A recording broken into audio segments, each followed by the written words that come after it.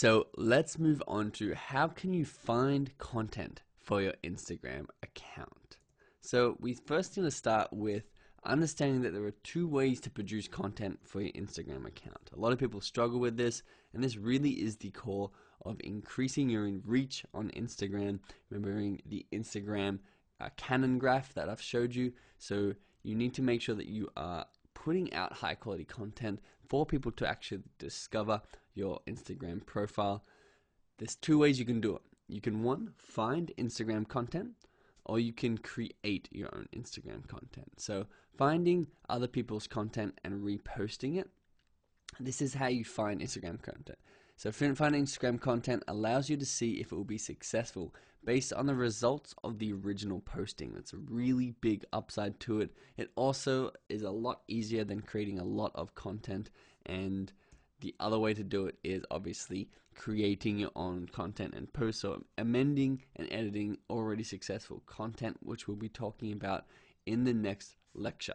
And why we actually create our own content instead of just finding it all the time would be to personalize it further to specifically target your market and promote your own business. So what I need to talk to you about before we jump into this lecture may already be on your mind.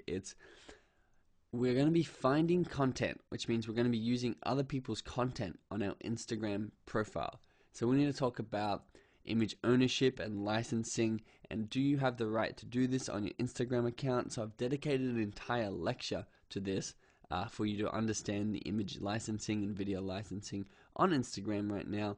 And I want you to assume until I talk to you about that we have full rights to use everybody's content. So, how do you hit a golf ball as far as possible? A random question that may seem like, but it's very critical in understanding how you can get as many likes as possible or get as much engagement as possible on your Instagram posts. So, how do you hit a golf ball as far as possible? There are three main factors that determine how far you can actually hit the ball.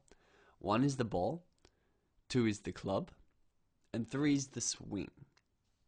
So, what we need to know is we need to actually know how far people are hitting golf balls. So if you're a professional golfer, you're actually hitting a golf ball 300 yards on average, which is incredible. So they've obviously got a good ball, a good golf club, and a good swing. However, there's a world record drive, and it's 515 yards, which is almost double the professional golfer's average. And this here is an anomaly. When you look at a lot of professionals and a lot of big people in the golfing world driving golf balls 300 yards, and you look at an anomaly such as Mike Austin in 1974, who hit 515 yards, you got to be asking, what is he doing differently? How does he outperform his competition so vastly when it's hitting a golf ball? And this is the world record Mike Austin swing when he actually hit the golf ball. And you can see frame by frame exactly what he did in his swing to hit it so far. This here, a couple of amateur golfers, I don't know if you can tell, who have not hit the golf ball very far at all. And you can see the difference between these people is 515 yards and 0 yards. So you need to be asking yourself, what are the three factors that go into driving the golf ball as far as possible, like in Mike Austin's 1974 golf swing, and the shortest drive checklist. So if you want to get a golf ball to go as short as possible, you want to use a plastic ball, a childlike swing, and a toy golf club like in those examples. If you want the golf ball to go as far as possible, you're going to need whatever ball Mike Austin used. So we're going to say it's a top flight ball. You're going to need his exact swing, and you're going to need his exact club. And if you can match these three factors, you too can hit a golf ball as far as Mike Austin. So, similar to this, because this is an Instagram course, for maximum exposure on your content, you first must model the content that is already proven to be successful. So what is your longest drive checklist for your Instagram content? Here is a post by Gary Vee, which has gone a long way. It's got a lot of engagement on it, and you need to understand what factors went into this to get it to go as far as possible. Here's our shortest drive checklist, and you can see that it did not get a lot of engagement on this post. It was not very successful, and you need to then break these factors down into the shortest drive checklist. So when we're doing this to content over and over, we're going to start to see a pattern. So I want to do it for you, not for you, I'm not going to run your Instagram account for you, but I want to do it with you to show you how you can go off and do it on your own, and how we get such incredible engagement strategies, engagement numbers on our content. So we need to know what factors determine a successful viral piece of content for you.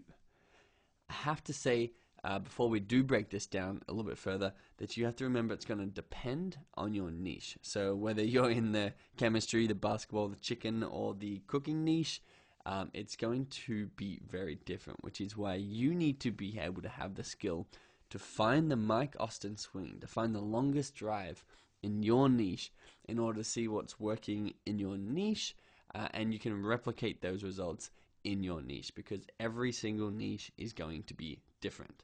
So that leads us to the question, how do we actually go out there and find the best performing viral content in your niche, or the Mike Austin swing of your niche?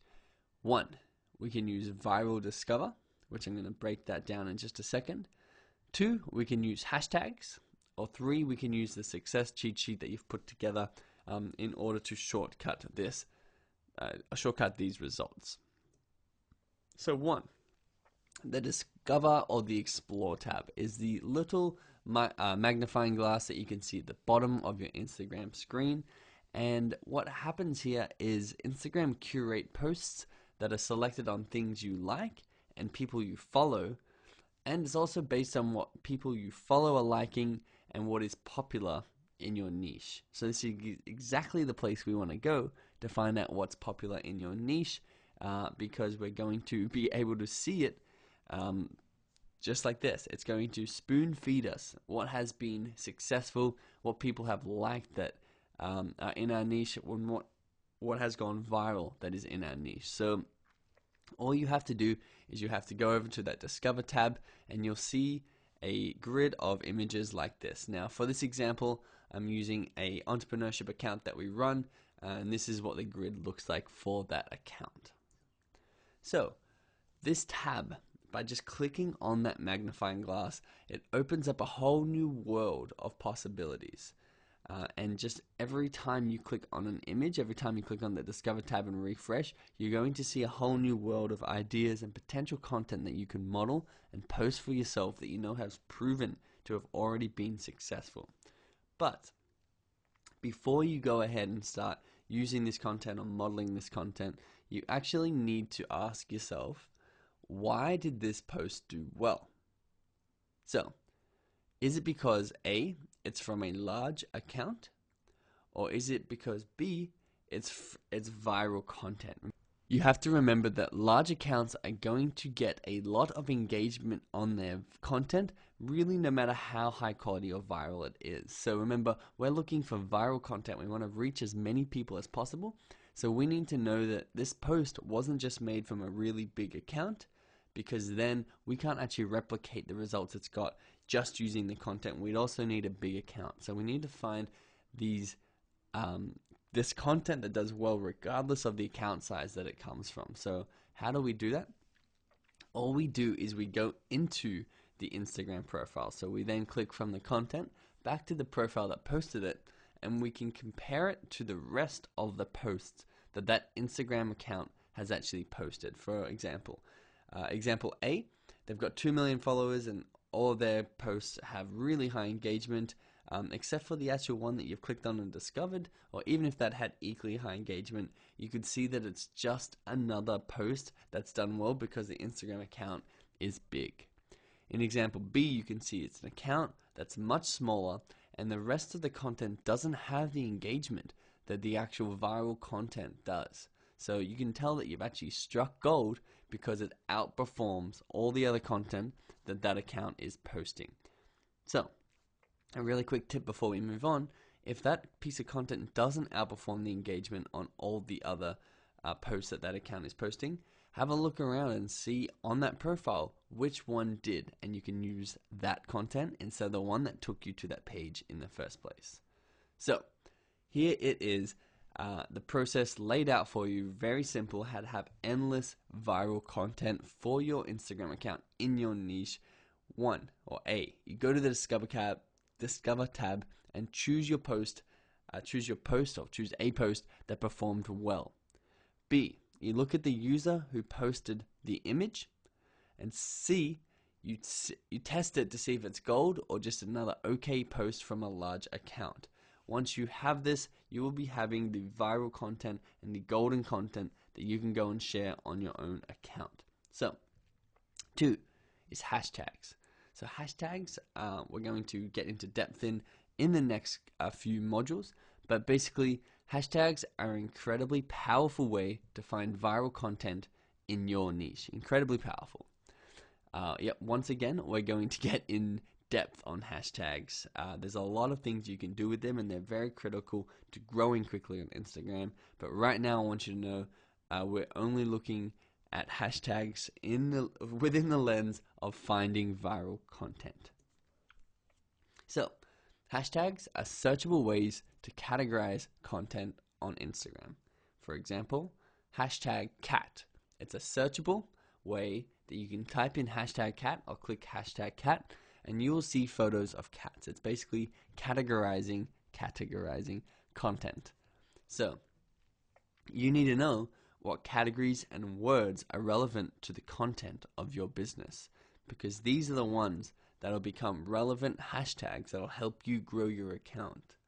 For the example of mine, I've got hashtag entrepreneur, hashtag lifestyle, hashtag motivation, and we can use these hashtags to actually go and see which accounts are similar to us and are also using these hashtags, and therefore see what type of content they're posting and use their content, find and share their content. So, once again, if I search hashtag entrepreneur, it's going to open up another world of opportunity for us to explore. And what you can do is the exact same process as with the viral and discover tab. So all you need to do this time is go to your search tab and actually search for the hashtag. When you do that, you're going to have the whole new world of content and opportunity for you to explore. You're going to be able to click on the content on the Discover tab, look at the user who posted the image, and search for gold. Is it performing really well because it's a big account, or is it performing really well because it is actually golden viral content? So, this is where you can go now and use your results booklet to find gold. This is the third way that you can actually discover how to find viral golden content that's going to absolutely take your account's reach to the next level.